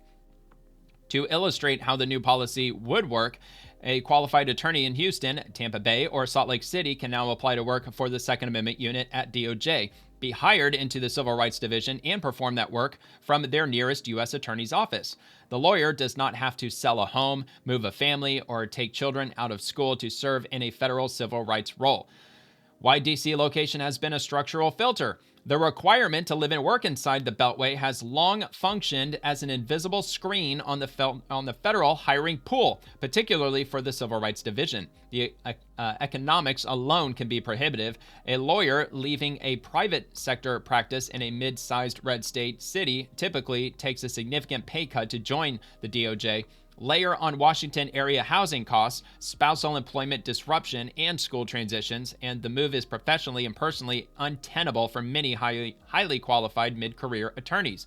The geographic concentration compounds the effect. The D.C. Metro, the district itself, suburban Maryland, and Northern Virginia votes heavily Democratic in every federal cycle. The resident talent pool from which DOJ has historically drawn skews decisively in one political direction, and a division tasked with civil rights litigation has tended to reflect the ideological preferences of the region that supplies its applicants. According to reports, roughly 75% of the DOJ Civil Rights Division's then existing career staff departed after the elevation of Dillon to run that division. A lawyer who believes the Second Amendment is a genuine individual right in need of vigorous federal enforcement is statistically more likely to live in a red state. Requiring a lawyer to relocate to the Beltway, where the political and professional culture is openly hostile to that view, has been a powerful, if unstated, disqualifier. Inside the Second Amendment rights unit, the Second Amendment rights section is a young and deliberately ambitious unit created inside the Civil Rights Division in December of 2025. It marks the first time in the division's history that a standing unit has been tasked with affirmatively litigating on behalf of gun owners, vindicating their fundamental right to bear arms. The unit has already filed lawsuits against local governments, including an action against Los Angeles County over concealed carry permit processing delays, and Dillon has telegraphed additional litigation targeting Virginia's recently enacted gun control measures. It has also filed amicus briefs in high-profile fights over so-called assault weapon bans in federal appeals court. Personnel is policy. The adage that personnel is policy is nowhere more true than at DOJ, where line attorneys exercise enormous discretion over which cases are filed, how they are briefed, and which arguments are pressed. A section staffed with lawyers drawn from states where the Second Amendment is taken seriously as a matter of ordinary constitutional practice will produce different beliefs, different theories, and different results than a section staffed exclusively from the politically deep blue DC suburbs. There is also a retention dimension. Attorneys who can remain embedded in their home legal communities, continuing to practice alongside state bars, judges, and colleagues who share their constitutional commitments are measurably more likely to stay in federal service long enough to build institutional expertise. The Second Amendment rights section will need that continuity if it is to establish a durable litigation footprint. Whether the reform produces the results Dylan and acting Attorney General Todd Blanche envisioned depends on execution, how quickly the division can vet and onboard candidates, whether Congress sustains the division's funding, and whether the lower courts apply the Supreme Court's Bruin with the rigor the Constitution requires. But as a management move, it is a brilliant and overdue step, a federal agency actively widening the geographic and ideological pool from which it draws. For the Second Amendment bar, it is an invitation worth taking seriously. Watch the original 4 Boxes Diner video here, and I will link that. Looks like it's over there on or over here on YouTube, and there you go. So I hope so. I mean, look, I think it's a brilliant move for them to be allowed to join the DOJ, but still be allowed to practice or at least remain in the city or state where it is that they currently practice law. I think that's a great move, and yeah, they definitely should be applying that to other areas of the DOJ. And from Caroline Levitt, the Trump effect. This is ridiculous, but anyway. I mean, look, it's good that they're putting money into America. Anheuser-Busch. So here, let me just read it. So Anheuser-Busch is increasing its U.S. investment to $600 million over 2 years, expanding brewery capacity, worker training, and veteran hiring as the beer giant leans further into domestic manufacturing. No, I think what they're trying to do is just save Bud Light. Ain't gonna happen. Look, dude, Bud Light is cooked. I'm sure they're still selling to some capacity, but yeah, that's one boycott that was started by the right, by the conservatives, that was highly effective, and I'm sure it still stands to this day. But regardless, they want to put $600 million into U.S. production because Anheuser-Busch, for the longest time, it was an American company, but now it's not. It's owned by some conglomerate. I don't even remember which country it was, like somewhere up in Scandinavia. Can't remember which one it was, though. So first on Fox, Anheuser-Busch is increasing its U.S. investment to $600 million over 2 years, expanding brewery capacity, worker training, and veteran hiring as the beer giant leans further into domestic manufacturing. Anheuser-Busch is doubling down on investing in our U.S. operations because we see strong long-term growth opportunities right here at home. Anheuser-Busch CEO Brendan Whitworth exclusively told Fox, "When we invest in our U.S. operations and expand training for our people and opportunities for our veterans, we strengthen communities and drive real economic prosperity." I think it's just a giant marketing campaign, if you ask me. I mean, look, it's kind of a win-win, really, because they're marketing it to America, showing that, look, we're reinvesting in America. We're going to hire Americans, and at the same time, they're, I'm sure, hoping that it might end up perhaps saving Bud Light in the long term. The $600 million investment is about advancing American manufacturing, strengthening our supply chain, and creating lasting careers and a brighter future for U.S. workers, Whitworth added. The company said the expansion will increase manufacturing capacity and invest in workforce development through 15 new training centers and veteran programs. The move aligns with broader industry and government efforts to boost domestic production and rebuild the manufacturing workforce, echoing calls from the Trump administration. Anheuser-Busch will spend the $600 million over 2 years from 2025 through 26, focusing on brewery upgrades, technology, and production capacity. The Wednesday announcement expands upon a $300 million investment announced in 2025. The company said that it makes 99% of the beer it sells in the U.S. domestically, including Michelob Ultra, Busch Light, Budweiser, and Bud Light. The initiative aims to upskill 90% of its manufacturing workforce over 5 years, training employees in digital systems, mechanical and electrical skills, and management systems. So anyway, we get the idea. So, they're investing $600 million in the U.S. All right, that's it, the end. And I know I have one more, but it's more of what... Yeah, so there you go. Kaylin Dorr says MAGA. I somehow dispute, or not even somehow, I blatantly dispute that. I don't think that MAGA is all about Bud Light. I don't know why the hell he would even say that. It's as if he's been living under a rock for the last, what is that, almost 3 years? Was that already 3 years ago? The whole, what's his name? Dylan Mulvaney. Dylan Mulvaney with that whole promotional ad where Bud Light paid him like $1 million to do like some commercial sitting in his bathtub drinking Bud Light. Dylan Mulvaney, he was a TikToker transitioning into a woman, and he created his TikTok account so everybody can follow along as he goes through his 1 year transition from a man to a woman. And Bud Light decided to give him an obscene amount of money to do a commercial in the middle of his transition from a man to a woman. And that's what fired off the whole boycott. I think that was in 2023. If that's the case, then yeah, I mean, it was already 3 years ago. But maybe it was 2024, but I'm pretty sure it was in 2023. I think so. Secretary Chris Wright, thanks to President Trump's energy agenda, the Department of Energy has approved over 19 billion cubic feet a day of new liquid natural gas export authorizations, more than America's entire export capacity upon inauguration last January. This is a win for America, for our allies, and for global energy security. We got this from the White House, hottest country in the world. Happy Earth Day. So I don't know if they chose the hottest country in the world, maybe to piss off the left. Yeah, it is the hottest country because global warming, because MAGA hates Earth Day. I don't know. Probably not. Maybe not. Maybe they didn't think that deeply on it. So, all right, well, we got this from the Office of the First Lady. The final details, the U.S. and the U.K. King Charles and the Queen. Can't remember her name. I'm not too well versed on the whole UK royalty, but they're arriving in the U.S. and they're going to be spending time with the president and the first lady on April the 28th. So that's coming up next week. Let's have a look and see what the first lady's up to. 10-second clip. Yeah, see, extremely short, very to the point. She's setting the table. She's getting the cards ready for the British royalty. Royal family's coming for a visit. The king and the queen.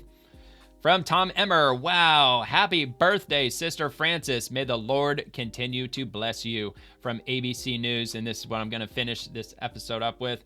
The world's oldest nun, Sister Francis Dominici Piscatella, celebrated her 113th birthday on Long Island. She is 113 years old. And I had to do the math because I'm not extremely good at math, but she was born in 1913. That is wild. The world's oldest nun celebrated another milestone birthday. Born in 1913, Sister Francis Dominici Piscatella is the world's oldest nun, according to Guinness World Records.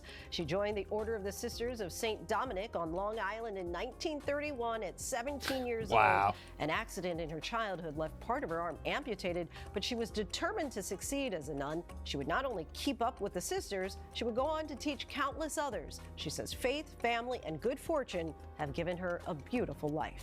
Wow, isn't that amazing? That is amazing. 113 years old. Could you imagine? I cannot imagine living that long. I hope I do, as long as I can still have all motor functions and still, think for myself and not be confined to a bed or something. But anyway, congratulations on her. That's amazing. 113 years old, right here in America, world's oldest nun. So anyway, that'll do it for this episode. If you enjoyed the video, please like the video and subscribe to the channel, and I'll be back tomorrow night as we explore the swamp Monday through Friday and everyone in it, the bureaucrats, the administration, the agencies, and all the politicians. I also post daily on X, which is where you can peek at some of the content for the next episode. And don't forget, the video clips from tonight will begin dropping on the channel tomorrow at 8 a.m. Eastern. Thank you very much for watching, and always remember to stay positive. God bless the troops, and God bless America.